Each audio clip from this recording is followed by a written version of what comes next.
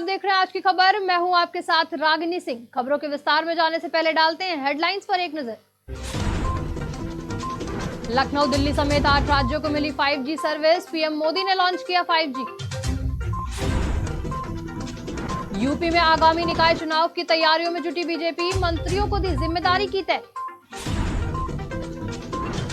वाराणसी में सीएम की सुरक्षा में सेंध का प्रयास, संदिग्ध युवक हुआ गिरफ्तार। अलीगढ़ में बच्चों को जबरन लगाई गई वैक्सीन, 50 बच्चे हुए बीमार। अस्पताल में ससुर ने दी गाली तो बहू ने खोया आपा। इमरजेंसी के बाहर हुई ससुर और बहू की मारपीट। और अब खबरें विस्तार से। आज से देश में एक नए डिजिटल युग की शुरुआत हो गई है। यूपी समेत देश के कई राज्यों में आज से 5G सेवाओं की शुरुआत हो चुकी है। प्रधानमंत्री नरेंद्र मोदी ने नई दिल्ली के प्रगति मैदान में 5G सेवाओं की लॉन्चिंग की। वहीं आपको बता दें कि इस लॉन्चिंग कार्यक्रम में सीएम योगी वाराणसी से जुड़े। वाराणसी के रुद्राक्ष कन्वेंशन सेंटर में ये कार्यक्रम रखा गया था। पहले चरण में लखनऊ समेत देश के 13 शहरों में 5G सुविधा की शुरुआत हो गई है। आपको बता दें कि 5G सेवा की शुरुआत होने से बदलाव के बड़े संकेत हैं और दिल्ली के साथ काशी में इसकी शुरुआत बड़ा संदेश देने का काम करेगी।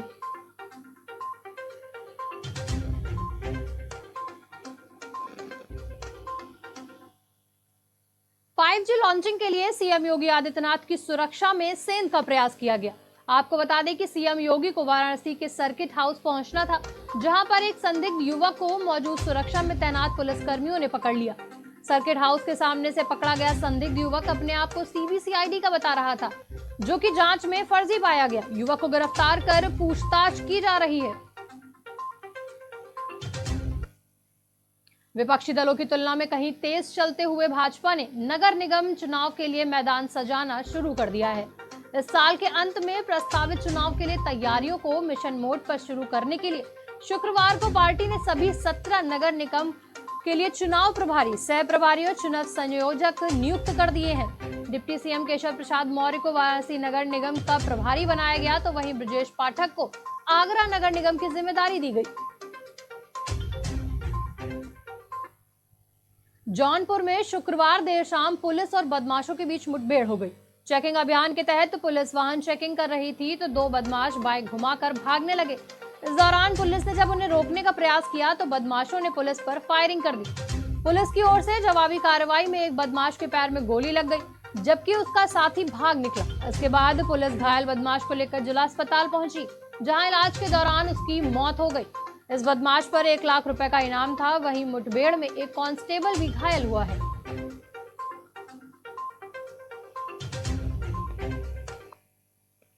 कानपुर नगर के थाना काकादेव के एक हॉस्टल में वार्डन द्वारा छात्राओं के अश्लील वीडियो बनाने के मामले में जब छात्राओं के साथ साथ उनके परिजन भी डरे सहमे नजर आ रहे हैं और एक के बाद एक लगभग सभी छात्राओं ने हॉस्टल खाली कर दिया है। छात्राओं के साथ परिजन हॉस्टल से सामान ले जाते हुए देखे गए। वहीं अभी इस मामले में आरोपी के खिलाफ विभिन्न धाराओं में मामला दर्ज कर उसे गिरफ्तार कर लिया गया है। काकादेव थाना पुलिस इस मामले को लेकर अन्य लोगों से भी पूछताछ कर रही है।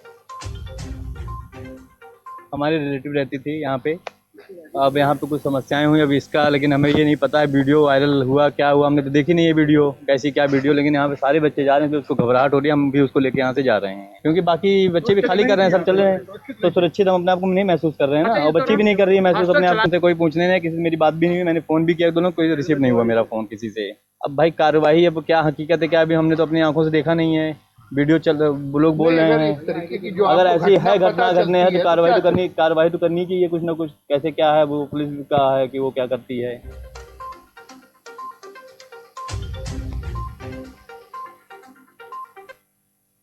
अलीगढ़ के थाना दादो में इलाके के स्वास्थ्य विभाग और स्कूल प्रशासन की एक बड़ी लापरवाही का एक मामला सामने आया है। सरकारी विद्यालय में पढ़ने वाले लगभग 150 बच्चों का स्कूल का गेट बंद करने के बाद जबरन वैक्सीन की डोज लगा दी गई। वैक्सीन की डोज लगने के बाद लगभग 50 से अधिक बच्चों की तबीयत बिगड़ गई, जिन्हें आनन फानन में स्थानीय CSC में भर्ती कराया गया। वहीं परिजनों का आरोप है कि बिना हमारी अनुमति के बच्चों को वैक्सीन क्यों लगाई गई। वहीं अगर बच्चों की माने तो उनका कहना है कि उनके साथ मारपीट की गई और उसके बाद वैक्सीनेशन की डोज लगाई गई, जिससे उनकी तबीयत बिगड़ गई। नगला जाटवन में स्कूल प्राइमरी स्कूल में क्या हुआ था स्कूल में? स्कूल में 2 मैडम आई थी और एक सर जी आए थे। इतना बड़ा डिब्बा था, उसमें सुई थी। फिर पहले सर जी ने कहा कि इनके सुई खाना खाने के बाद लगाना। हम घर जाने लगे तब पकड़ पकड़ के सुई लगाने लगे।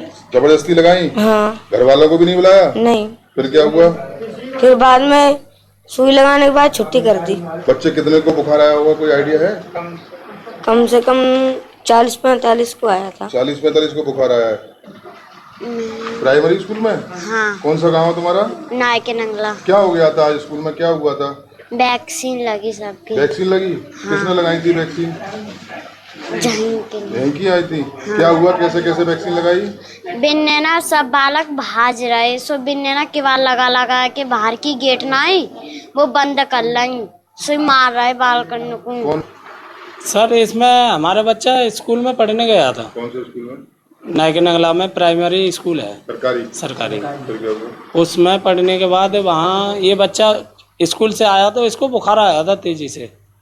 तो इसने हमें ना बताया कि बुखार किस चक्कर से आया है, ना हमको कोई सूचना मिली कि आपके बच्चे के लिए कोई टीका लगा दिया है। हमने पूछा है तो ये बताते हैं बच्चे के स्कूल में गेट बंद करके और हमें कहीं जाने नहीं दिया और टीका लगा दिया। तबीयत में किसी को बुखार आ रहा है तेजी से, किसी को दर्द हो रहा है, और ये भाई वैक्सीन की हमें कोई पता ही नहीं क्या चीज की लगा के आए ना। लगाई, परिवार वालों को भी नहीं बताया? किसी को नहीं बताया। कितनी देर से भर्ती हैं यहाँ पे बच्चे? लगभग घंटा भर तो हो गया होगा। 1 घंटा से। हाँ। जैसा आपको भी अवगत होगा, अभी हमारा एक बृहद अभियान चल रहा है बूस्टर डोज का। तो इसमें टीडी और डीपीटी के टीके लग रहे हैं। तो डीपीटी का जो टीका होता है, बूस्टर डोज लग रही है, इसके टीके के बाद बुखार आता ही आता है, मोस्टली बच्चों में रहेगा। तो हुआ यही है, जो टीका लगने के बाद इन बच्चों को फीवर आया है। अब ये है कि मास में फीवर आया होगा तो सारे लोग पैनिक हो गए। 1-2 बच्चों को शायद जो हमारे पास बताया ये गया था कि उनको पेट में दर्द और उल्टी की भी शिकायत थी। हमारे पास 50 बच्चे यहाँ पे आए हैं, तो उनके वही हाथ में, मोस्टली बच्चों के हाथ में दर्द की कंप्लेंट है जहाँ पे टीका लगा है उस साइड पे। और कुछ बच्चों को फीवर भी आया था, जैसा आप बता रहे हैं। यहाँ पे जांच में काफ़ी ज़्यादातर बच्चों को फीवर नहीं पाया गया, लेकिन दर्द की शिकायत सबको थी। तो उसके लिए उनको बता दिया है क्या क्या प्रिकॉशन रखने हैं, क्या तरीके अपनाने हैं, जिससे वो दर्द कम हो जाएगा। और फीवर के बारे में भी उनको बता दिया गया है कि फीवर आता ही है, और मेडिसिन सबको प्रोवाइड करा दी है। 1-2 बच्चों को था जिनको वोमिटिंग हुई थी। तो एक बच्चे को गैस्ट्राइटिस की वजह से वोमिटिंग थी, और एक बच्चे को उसको खांसी पहले से थी तो उसकी वजह से उसको वोमिटिंग हो गई थी। कौन से गांव में लगवाया था? ये नाह है, नाह के पास में जाटम नगरा है। तो जाटम नगरा के मोस्टली बच्चे हैं जो हमारे पास आए हैं आज। नगला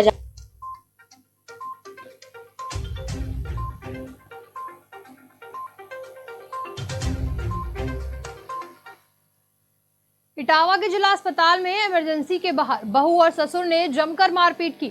इस पूरी मारपीट का वीडियो कैमरे में कैद हो गया। आपको बता दें कि बेटे के जहर खाने के बाद ससुर जब अस्पताल पहुंचा तो वो अपनी बहू सपना को गाली देने लगा। गाली सुन बहू ने आपा खो दिया और दोनों में जमकर मारपीट होने लगी। इस पूरी मारपीट को तमाशबीन खड़े होकर देखते रहे। वहीं बहू सपना ने बताया कि उसका पति मालिक की गाड़ी लेकर चला गया था और देर रात घर नहीं लौटा। इसी बात पर बहू और ससुर की कहासुनी हो गई, जिसके बाद पति उदय ने जहरीला पदार्थ खा लिया। आनन फानन में उसको जिला अस्पताल लेकर गए। पति के इलाज के दौरान अस्पताल पहुंचकर ससुर ने गाली गलौज शुरू कर दी, जिसके बाद महिला और ससुर में मारपीट हुई। मारपीट के दौरान महिला घायल हुई है। आई के मारपीट करने लगी। इसके बाद में चले गए घर पे, उनको लड़का हॉस्पिटल में भर्ती है। ससुर थे, कल ये गाड़ी लेके परसों चोरी करके चले गए अपने मालिक की। वो हमसे कह रहे, फिर जी उन तक पता करने भी नहीं गई कि मतलब गाड़ी ले गए का भाव का नहीं, कुछ नहीं। आज सुबह जी नहाने आए घर पे, तो हमने इनसे की तो भाई घर में कोई जगह नहीं है, घर से बाहर जाओ, जहाँ से आए थे वहीं चले जाओ। बोले हम चून वाली दवाई खा ले, धौंस दे रहे, गाली दे रहे। हमने कि खाने खा लो जाए के, जे गए न खा ली जाए दवाई। घरे बताई ससुर वहाँ गाली गलौज करने लगे कि अगर हमारे लड़का को कछु होगा तो तुम्हें जिंदा जलाए दी हैं। आए के मोती झील में यहाँ पे मारपीट शुरू कर दी। आए के मारपीट करने लगी। इसके बाद में चले गए घर पे, उनको लड़का हॉस्पिटल में भर्ती है। ससुर थे, कल ये गाड़ी लेके परसों चोरी करके चले गए अपने मालिक की। यहाँ लेंगे एक छोटा सा ब्रेक। ब्रेक के बाद जल्द लौटेंगे।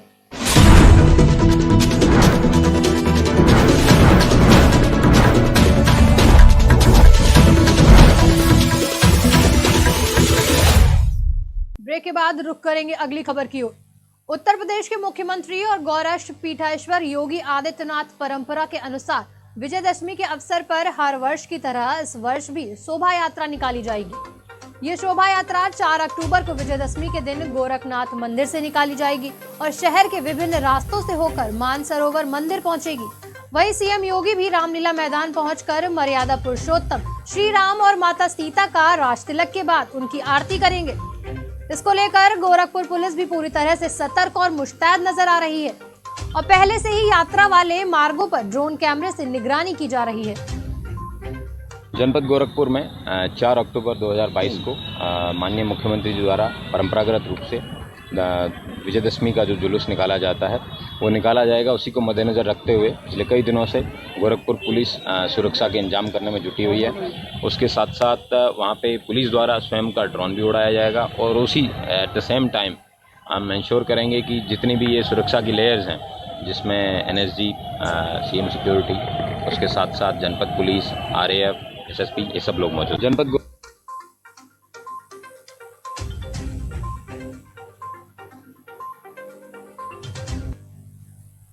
प्रदेश के डिप्टी सीएम ब्रजेश पाठक महाराजगंज जिले के दौरे पर पहुंचे। इस दौरान उन्होंने जिले के विकास और कानून व्यवस्था की समीक्षा बैठक की।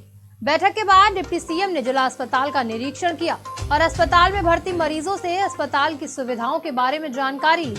वहीं मीडिया से बातचीत के दौरान उन्होंने सपा प्रमुख अखिलेश यादव पर हमला बोला। उन्होंने कहा कि सपा परिवारवाद की पार्टी है और सपा का 2024 के चुनाव में खाता भी नहीं खुलने वाला।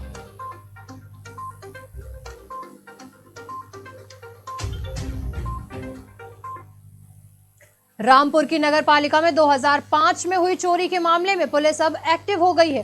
पूर्व नगर पालिका अध्यक्ष रेशमा अफरोज ने इस मामले में तिजोरी बरामद करने की मांग की तो पुलिस ने आजम खान के परिवार द्वारा चलाए जा रहे हमसफर रिजॉर्ट की करीब 1 घंटे तक हर एक कमरे में जाकर तलाशी ली। सीओ सिटी अनुज चौधरी और एसडीएम निरंकार सिंह भी इस चेकिंग अभियान के दौरान मौजूद रहे। क्राइम नंबर 77 है 2005 का, उसमें एक तिजोरी चोरी का मुकदमा लिखा गया था। ये तिजोरी नगर पालिका से चोरी थी, उसी के संबंध में सूचना थी, मुखबिर की इस पर सूचना थी कि हाँ ये तिजोरी मिल सकती है। बाकी सर्च किया गया, कुछ मिला नहीं है। नहीं, ये तो मुखबिर की सूचना थी और विवेचना का पार्ट है। बाकी जो सर्च वारंट नहीं मिला वो कहाँ का नहीं मिला वो न्यायालय की प्रक्रिया है, उसके अनुसार जो न्यायालय आदेश करेगा उसी आधार पर कार्रवाई।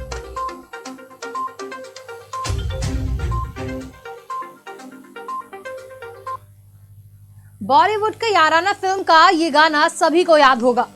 ये दोस्ती हम नहीं तोड़ेंगे, ये गाना आपने सुना होगा। इस गाने की तर्ज पर सांप और इंसान के याराना का एक वीडियो इन दिनों शाहजहांपुर की सोशल मीडिया पर जमकर वायरल हो रहा है। हमने दोस्ती के कई किस्से सुने हैं, लेकिन दोस्ती का ये वीडियो दंग कर देने वाला है। ये दोस्ती किसी लड़के से लड़की की नहीं, बल्कि एक जहरीले सांप और एक इंसान की है। सांप और इंसान की दोस्ती का ये वायरल वीडियो देखने के बाद लोग दांतों तले उंगली दबाने को मजबूर हैं, क्योंकि इस वायरल वीडियो में एक युवक सांप के साथ घूम घूम कर खेलते हुए नजर आ रहा है। आपको बता दें कि सांप और इंसान की दोस्ती का ये वायरल वीडियो शाहजहांपुर के खुटार थाना क्षेत्र का है। इस वायरल वीडियो में दिख रहे युवक की दोस्ती सांप से इतनी गहरी है कि वह सांप को अपने हाथों में पकड़कर चारों तरफ घूम घूम कर उसके साथ नाच रहा है।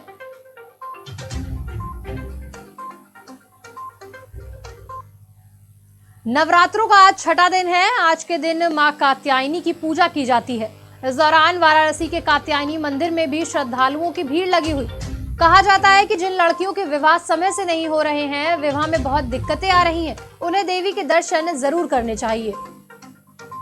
आज हम कात्यायनी छठ के अवसर पर नवरात्रि में कात्यायनी छठ के दिन कात्यायनी जी के दर्शन का विधान है, तो कात्यायनी जी का दर्शन करने के लिए आए हैं। और वाराणसी में कात्यायनी जी का मंदिर आत्मावीरेश्वर मंदिर के अंदर है, यहाँ सिंधिया घाट सिद्धेश्वरी गली के अंदर। और माता कात्यायनी जी से परिवार के सुख समृद्धि की कामना किए। और कात्यायनी जी के लिए कहा गया है कि जो कुंवारी कन्याओं का विवाह नहीं होता, प्रत्येक मंगलवार को 21 मंगलवार तक कात्यायनी माता को हल्दी और दही का लेप करती हैं तो उनका विवाह शीघ्र हो जाता है। तो इसके लिए भी माता से प्रार्थना किए कि सभी गरीब निर्धन लोगों की पुत्रियों का विवाह माता जल्दी जल्दी संपन्न कराएं और देश में खुशहाली संपन्नता बनी रहे, समाज में भाईचारा बना रहे, परिवार में सुख समृद्धि बनी रहे।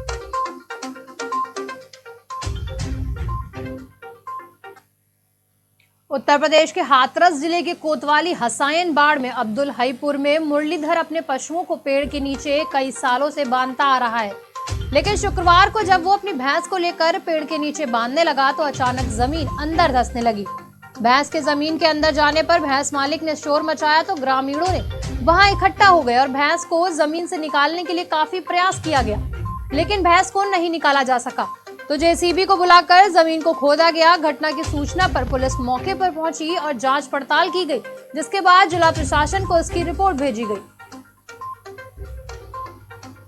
यहाँ इस जमीन धंसने से जमीन के अंदर भैंस ही चली गई। ये कितने बजे घटना है? ये सुबह 6 बजे की। तो इसे निकालने की कोशिश नहीं की भैंस को? निकालने की कोशिश की, जेसीबी मंगाई, मगर निकल नहीं पाई। उसमें पता ही नहीं पड़ पाया भैंस कितनी अंदर चली गई। ये सवेरे भैंस बांधने लाया था जी। यहाँ संतल जगह थी, 20 साल से बंध रही है, 20-25 साल हो गई हुई। जब से कोई वो नहीं, भैंस मैं खूटा पर लेके नहीं आ पाया। उससे पहले माँ भैंस बैठ गई। बैठने के बाद मैंने उसमें घोंटू मारा, सो मैं पीछे को एकदम गई भैंस, में पीछे को हट गया। यहाँ इस जमीन धंसने से जमीन के अंदर भैंस ही।